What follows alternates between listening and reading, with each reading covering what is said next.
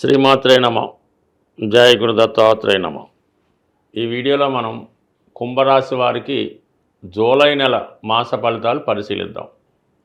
ఈ నెలంతా కూడా కుంభరాశిలందే రాహుగ్రహ సంచారం ఉంటుంది. అంటే ఏదైనా ఒక పాపగ్రహం లేదా క్రూరగ్రహం రాశిలో సంచరించినప్పుడు జాతకుడు చేసే ప్రతి ప్రయత్నానికి ఏదో ఒక ఇబ్బంది కలుగుతూ ఉంటుంది. ఇతరులు జాతకుడిని అర్థం చేసుకోలేకపోతుంటారు. ఏది చేసినా కూడా తన స్వార్థం కోసమే చేస్తున్నట్టు కనబడుతూ ఉంటుంది. అంటే సాధారణంగా ఈ కుంభరాశి వారు తమ స్వార్థం కన్నా ఇతరులకు ఏదో మంచి చేయాలని వారి కోసం పోరాడుతుంటారు. అయితే ఈ విషయాన్ని వారు అపార్థం చేసుకొని జాతకుడిపై నిందలు వేయడానికి కారణం అవుతూ ఉంటుంది. మరి ఈ సమయంలో కూడా ఇదే జరుగుతూ ఉంటుంది.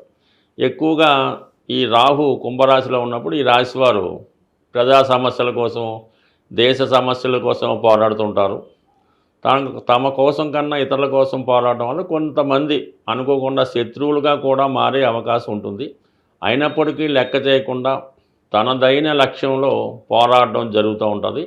ఈ ప్రయత్నంలో కొన్ని చట్టానికి అతిక్రమించి కానీ, ప్రస్తుతం ఉన్నటువంటి రూల్స్ని అధిగమించి ఏదైనా పనులు ఎవరికన్నా కావాల్సి ఉంటే చేయడం జరుగుతూ ఉంటుంది. సో అలాగేంటంటే కొద్దిగా మన యొక్క ఆచారాలను కూడా పక్కన పెట్టి ముందుకు వెళ్ళడం జరుగుతూ ఉంటుంది. అటువంటి సలహాలు కూడా ఇతరులకి చెప్పి ప్రోత్సహించడం జరుగుతూ ఉంటుంది. ఏదైనా కులాంతర వివాహాలు కానీ, లేదంటే ఏదైనా అన్యమతస్థులకు సంబంధించినటువంటి ఆచారాలు మనం ఇంప్లిమెంట్ చేసుకోవడం కానీ, ఇటువంటి కొన్ని కొత్త ప్రయోగాలు చేస్తూ ఉంటారు. అలాగే కొన్ని విమర్శలు కూడా పొందుతూ ఉంటారు. బట్ ఏదైనా అనుకున్నది సాధించడంలో వారి యొక్క లక్ష్యాన్ని 100% సాధిస్తారు.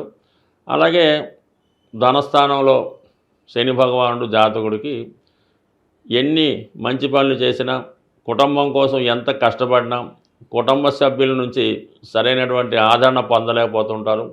కొన్ని విమర్శలు కూడా ఎదుర్కోవడం జరుగుతుంటుంది.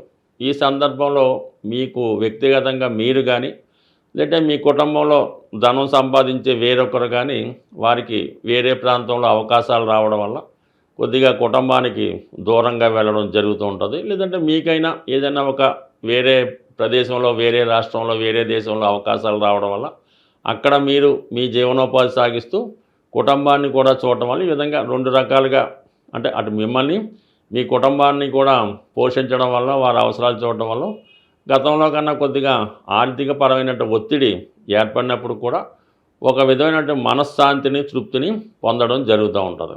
సో అయితే ఈ నెలలో మనకి ప్రత్యేకంగా శుక్రుడు ఈ లగ్నానికి యోగకారకుడుగా చతుర్థంలో స్వక్షేత్రగతుడై మాలవ్య మహాపురుష యోగం ఏర్పడడం వల్ల జాతకుడు కొన్ని అనుకోని కొత్త అవకాశాలు రావడం జరుగుతూ ఉంటుంది. చతుర్థ స్థానంలో ఉండడం వల్ల ఏంటంటే చాలా వరకు పెద్దవారి యొక్క, తల్లిదండ్రుల యొక్క సహకారం లభిస్తుంది. ఏదన్నా ఒక శుభకార్యం పాల్గొనడం కానీ, లేదంటే ఒక గృహం కట్టుకోవడం కానీ, లేదంటే ఒక కొత్త గృహంలోకి మారడం కానీ ఇవి జరిగే అవకాశం ఉంది. ఇది విద్యార్థులకు కూడా చాలా వరకు గతంలో ఉన్నటువంటి బ్యాక్లాగ్స్ ఏముంటే పూర్తి చేసుకోవడం, విద్యలో కొంత తనకు తాను సంస్కరించుకొని ఏదైనా కొత్త కాలేజీలోనో కొత్త పాఠశాలలో చేరి వారి విద్య అభ్యసించడం జరుగుతుంటుంది. అలాగే కొన్ని సందర్భాల్లో ఏదైనా చతుర్థ భావం బాగుంటే, శుభగ్రహం లాంటి శుక్రుడు ఉంటే జాతకుడికి ఎన్ని ఇబ్బందులు ఉన్నా ఆ నెలంతా కూడా చాలా హ్యాపీగా అటు వాహన సౌకర్యం, కుటుంబంలో అందరూ సంతోషంగా ఉండడం, ఏదో అటు దేనికి కూడా లోటు లేకుండా ఆనందంగా జీవించడానికి కారణమవుతూ ఉంటుంది. మొత్తం మీద శుక్రుడు హ్యాపీగా ఉండడం వల్ల చిన్న సమస్యలు ఉన్నప్పుడు కూడా వారి అధిగమించి చాలా వరకు అటు కుటుంబ సౌఖ్యాన్ని, వాహన సౌఖ్యాన్ని పొందడం జరుగుతూ ఉంటుంది. అయితే బుధుడు 6వ స్థానంలో సంచరించడం వల్ల దగ్గర బంధువులతో కొన్ని విరోధాలు రావడం జరుగుతుంది. ఆర్థిక పరమైనటువంటి ఒత్తిడి ఏర్పడడం వల్ల తప్పనిసరిగా కొంత రుణం చేయవలసి ఉంటుంది. ఆ రుణ ప్రయత్నాలు చాలా వరకు ఫలిస్తాయి. ముఖ్యంగా దగ్గర బంధువులతో విరోధం అన్నది చాలా మనస్తాపానికి గురి చేస్తుంది. కాబట్టి అటువంటి విరోధాలు రాకుండా తగు విధంగా సర్దుబాటు చేసుకోవడం మంచిది. అయితే గురువు పంచమంలో ఉండడం వల్ల చాలా వరకు మంచి ఆలోచన, మంచి నిర్ణయాలు తీసుకుంటారు. ఇక్కడ రవి కూడా సప్తమాధిపతిగా 5లో ఉండడం వల్ల వివాహానికి సంబంధించిన కొన్ని నిర్ణయాలు తీసుకున్నప్పటికి కూడా అది ఏదో కారణం వల్ల వాయిదా పడడం జరుగుతూ ఉంటుంది. అయితే ఈ ఆలోచన కరెక్ట్గా ఉంటుంది. మీరు తీసుకునే నిర్ణయం పర్ఫెక్ట్గా ముందు కొంత ఇబ్బంది కలిగించినా తర్వాత తర్వాత దానివల్ల మంచి ఫలితాలు రావడం జరుగుతూ ఉంటుంది. మరి అక్కడ ఉన్నటువంటి గురువు 9వ దృష్టితో లగ్నాన్ని రాశిని వీక్షించడం వల్ల అక్కడ ఉన్నటువంటి రాహు కొంతవరకు తన ఇంపాక్ట్ తగ్గించుకుంటాడు. గురు దృష్టి పడడం వల్ల తన యొక్క కొన్ని విచిత్రమైనటువంటి కొన్ని అనాలోచిత ఆలోచనల నుంచి బయటపడి జాతకుణ్ణి తప్పుడు మార్గంలో కాకుండా మంచి మార్గంలో పెట్టే ప్రయత్నం చేస్తాడు. అంటే ఆలోచన వస్తూ ఉంటుంది, ఇది చేద్దాం, ఈ విధంగా కొంతమంది సంతోషపడదాం, ఈ విధంగా ధనం సంపాదించిన ఆలోచన వస్తుంది. కానీ తన మనసు మార్చుకొని మంచి మార్గంలో వెళ్ళడానికి ప్రయత్నం జరుగుతూ ఉంటుంది. బట్ ఏదైనా కుంభరాశి వారికి అటు కుటుంబ స్థానంలో శని, రాశి యందు రాహు కొంతవరకు వ్యక్తిగత సమస్యలు, ఆర్థిక సమస్యలు బాగా ఇబ్బంది పడతాయి. అయితే శుక్ర గురువుల అనుగ్రహంతో ఎవరో ఒకరి సహకారంతోనో ఈ సమస్యల నుంచి అధిగమించి మళ్ళా మీ యొక్క దైనందిన జీవితానికి ఎటువంటి ఇబ్బంది లేకుండా రొటీన్గా మీ వర్క్ చేసుకోవడం జరుగుతుంది. సాధారణంగా మనకి ఈ గ్రహాల యొక్క సంచరిస్తున్నప్పుడు గ్రహాల యొక్క అనుకూలత కొరకు ఆ నెలలో కొన్ని ముఖ్యమైనటువంటి పండగలు కానీ కొన్ని పర్వదినాలు కానీ రావడం జరుగుతూ ఉంటుంది.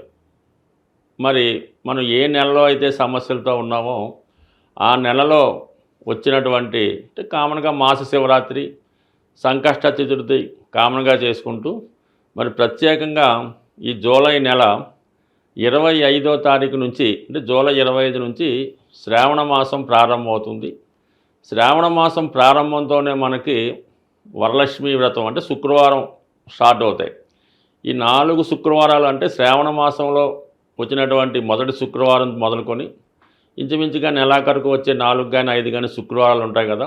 ఆ శుక్రవారాలు స్త్రీ పురుష భేదం లేకుండా ప్రతి ఒక్కరూ విధి విధానంగా అమ్మవారిని పూజించుకోవడం, అంటే ఇంటికాడ వ్రతం చేసుకున్న వాళ్ళు చేసుకుంటారు, లేని వాళ్ళు అమ్మవారి ఆలయం దర్శించి అమ్మవారికి మీకు కలిగిన విధంగా ఏదో విధంగా అమ్మవారికి కానుకలు సమర్పించి మరి ఆ రోజంతా నియమంగా ఉండడం వలన వీలైతే ఆ రోజు కనకదార స్తోత్రం పారాయణ చేయడం వల్ల కానీ ఏదన్నా మీ యొక్క కుటుంబంలో స్త్రీలకి అంటే మీకు మదరో సిస్టరో వదిన గారులకో ఏదో ఒక శుక్రవారం వాళ్ళకి చీర జాకెట్ అటువంటి పశు సంబంధించినటువంటి కానుకలు ఇవ్వడం వల్ల అంటే ముఖ్యంగా మీరు శ్రావణ మాసంలో మీ కుటుంబంలో ఉన్నటువంటి స్త్రీలని సంతోషపెట్టడం వల్ల మీ ఇంట్లో ధనలక్ష్మి కొలువు ఉంటుంది, మీకు కూడా ఏదో విధంగా ఐశ్వర్యం కలిసి వస్తుంది.